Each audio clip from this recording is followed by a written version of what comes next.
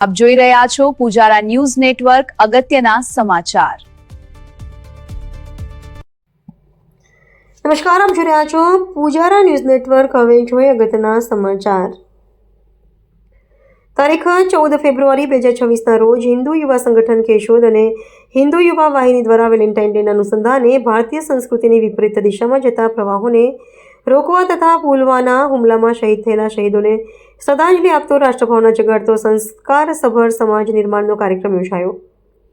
Valentine day જેવા પશ્ચિમી પ્રભાવના દિવસે ભારતીય સંસ્કૃતિની ભવ્યતા, પારિવારિક એકતા, સંગઠન શક્તિ અને અતૂટ શ્રદ્ધા જળવાઈ રહે તે હેતુલક્ષી હાલમાં લોકપ્રિય અને ભારતીય અસ્મિતાને ઉજાગર કરતું લાલો પિક્ચર પ્રદર્શિત કરવામાં આવ્યું અને લાલા ફિલ્મના ટીમના લોકો પણ ઉપસ્થિત રહ્યા હતા। આ કાર્યક્રમ દ્વારા લોકોના હૃદયમાં સંસ્કૃતિ પ્રત્યે ભક્તિ અને શ્રદ્ધાના બીજ રોપવાનો સકારાત્મક સંદેશ આપવામાં આવ્યો। 14 ફેબ્રુઆરી ભારતીય ઇતિહાસનો કરુણ અને કાળો દિવસ ગણાય છે। પુલવામા આતંકી હુમલામાં દેશ માટે શહીદ થયેલા આપણા વીર જવાનોને ભાવભીની શ્રદ્ધાંજલિ અર્પણ કરવાના આ કાર્યક્રમનું આયોજન કરવામાં આવ્યું હતું। કાર્યક્રમની શરૂઆત વંદે માતરમના ગુંજતા જયઘોષ સાથે કરવામાં આવી। આ પ્રસંગે જાણીતા પુષ્ટિ માર્ગીય વક્તા શ્રી ઉત્તમચંદ્ર શાસ્ત્રીજીએ રાષ્ટ્રભાવના અને ધર્મભાવના જાગૃત કરતું પ્રેરણાદાયી પ્રવચન આપ્યું।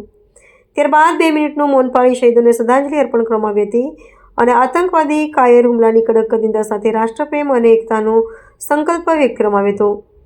હિન્દુ યુવા સંગઠન કેશોદનો આ રાષ્ટ્રભક્તિ અને સંસ્કૃતિ સુરક્ષા માટેનો પ્રયાસ ખરેખર પ્રશંસનીય અને પ્રેરણાદાયી રહ્યો। આ કાર્યક્રમમાં કેશોદના વિવિધ સેવા સંગઠનો, સામાજિક આગેવાનો, રાજકીય આગેવાનો, નગરજનોનું હજારોની સંખ્યામાં માનવ મહેરામણ ઉમટી પડ્યું હતું।